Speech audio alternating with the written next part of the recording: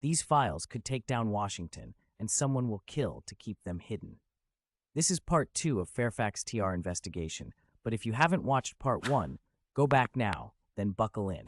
Because from here on out, every answer comes with a bigger question. Part 2, The Trail of the Secret Guest.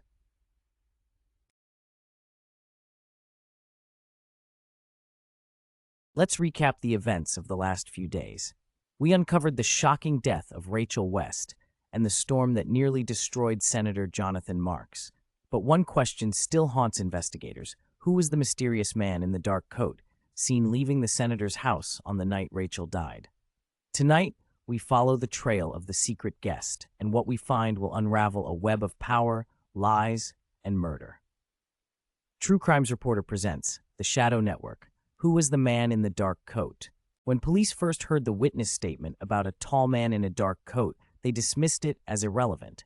After all, the case against Jonathan Marks seemed airtight.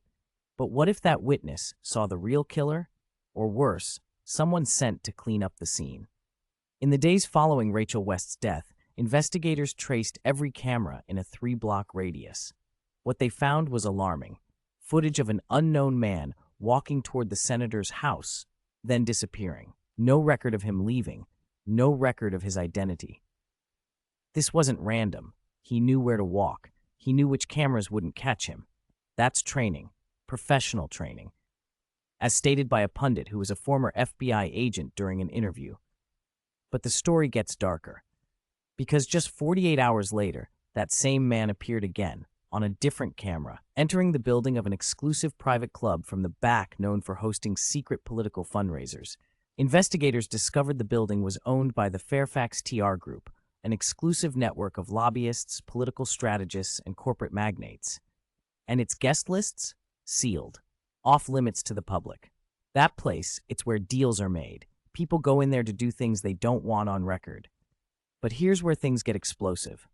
In Rachel West's emails, investigators found a draft report, one she never sent, detailing a series of secret Fairfax TR Group meetings involving Senator Marks and high-ranking defense contractors.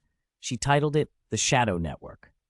A close-up email draft, as seen by investigators, triggered the question, if Rachel knew about these meetings, could she have been silenced for what she discovered?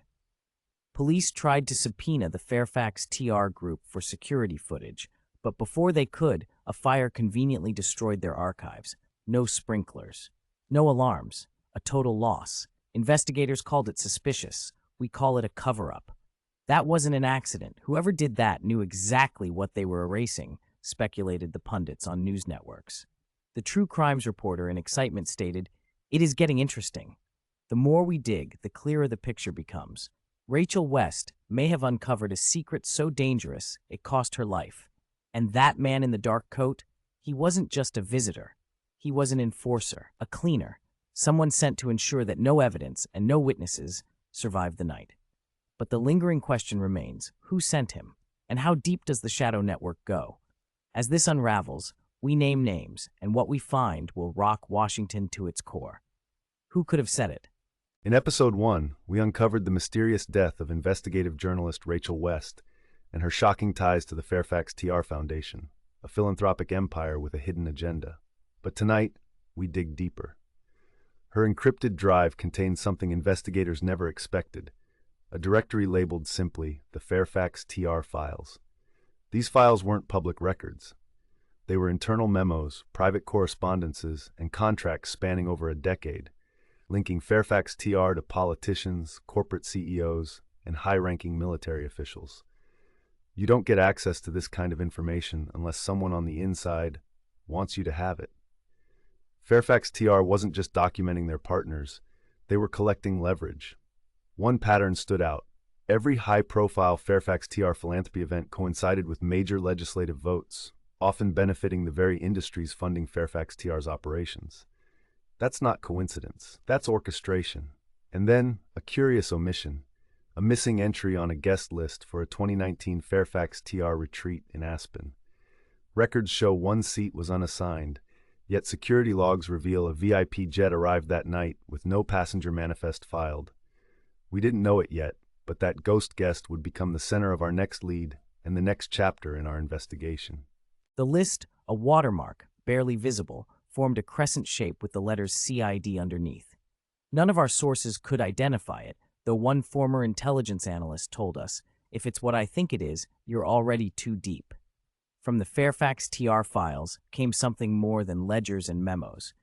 Buried inside Rachel West's encrypted drive was a handwritten document labeled only as The List. 43 names, business tycoons, committee chairs, military advisors, even 2 former cabinet members, all tied to Fairfax TR in ways the public was never meant to see. Former DOJ analysts said, this wasn't just a contact sheet, this was a control sheet, and then an asterisk. 6 names separated from the rest, including one belonging to a sitting U.S. senator. Jonathan Marks. Why Marks' name appeared here, in this special section, was unclear, but we would soon find out it was not by accident. The D.C. trail following Rachel's notes, we traced Marks's movements over the last 3 years and found overlaps with at least 4 private Fairfax TR gatherings not listed on his public schedule. As explained by a political ethics expert, if those meetings happen the way the data suggests, it's a breach of disclosure law, and that's before we even talk about the money trail. The deeper we went, the clearer it became. The list wasn't about who Fairfax TR could reach. It was about who Fairfax TR owned. Next, on Project Lantern, the conspiracy inside the Capitol, we noticed a branch in the diagram, cut off, unnamed, and marked only with the phrase, See Aegis Protocol. At the time, it seemed like an internal code, but later it would become a name we couldn't ignore. If you've been hooked by the twists so far, make sure you hit that subscribe button and ring the bell so you never miss the next reveal. I want to hear your theories in the comments. Who do you think is pulling the strings? And don't just stop here. Keep watching, because every detail matters. All names, characters, and events in this program are either fictitious or used in a fictitious manner. Any resemblance to real persons, living or dead, is purely coincidental. This video is created for entertainment purposes and does not claim to present factual evidence.